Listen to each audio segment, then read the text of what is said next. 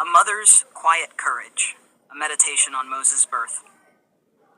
Hearken now, beloved, we shall but play with our imaginations, placing ourselves for a little while in shoes not ours, and peering through a thin veil between what Scripture tells and what the heart would fain supply. The holy text speaks few words of that night. The rest we knit with tender reverence, mindful that this is story-wrought wonder, not new Scripture. Scripture names the mother Jochebed and the father Amram. It telleth us she hid the babe 3 months, then set him in a little ark among the reeds by the river's brink. Beyond these brief lines lies 1,000 small human moments, and I would ask thee to dwell upon them with me. Imagine with me, if thou wilt, a low house near the Nile, its walls of clay warmed by the sun. The air is thick with reed smoke and the salted breath of river mists. Within that narrow chamber a woman travaileth. Her labors are old as the race, yet this one is ringed about with dread. For the king hath commanded that male infants be cast down. There is a sword in the law and a shadow upon the people. In such times there be no surgeons with glass lamps, nor rooms white and bright. There bide instead midwives who know the craft by touch and by prayer, hearth fires that chase the night, and mothers who breathe slow to hide the sound. Jochebed, or call her thy sister in sorrow, if that pleases thee, laboreth alone, and yet not alone. Beside her is Amram. His hand is a cool stone upon her brow. He dare not stand openly in the courtyard for fear of watchers. He cannot send for the midwives without risking a question, and so he makes himself a silent sentinel, his jaw set as iron, his face a prayer. Their voices are small, not from lack of affection, but because the very timbre of a cry might bring a doom. Think how strange and fierce. A mother wrapping her grief in her own throat, preventing the music of a newborn's cry, lest it bring men with spears upon them. She breathes as though keeping a secret, each inhale measured, each exhale a prayer. When pain doth come, she bites down, not to be brave for glory, but to be brave for life. To be brave for a son whose breath may be the target of a king's decree. Long ago in every hamlet, birth was a household thing. There were no sterile halls or measured drugs. There were women who had borne many and who knew the language of bones and of blood. These midwives, in the tale of Israel called Shiphrah and Puah, are named for their courage, they who feared the Lord more than the king. Yet even they could scarce risk unwanted gatherings.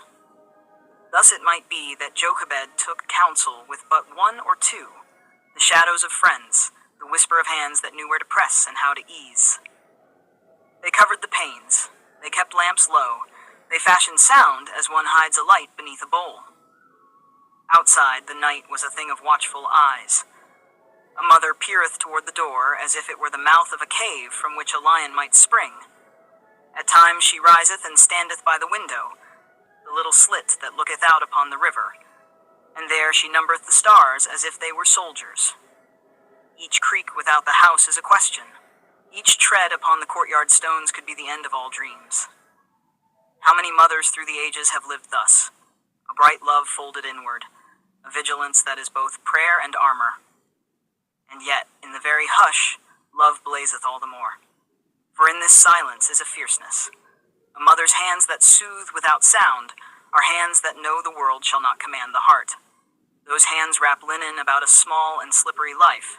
Those hands press the tiny palm to her breast and teach the infant the secret of slow breathing.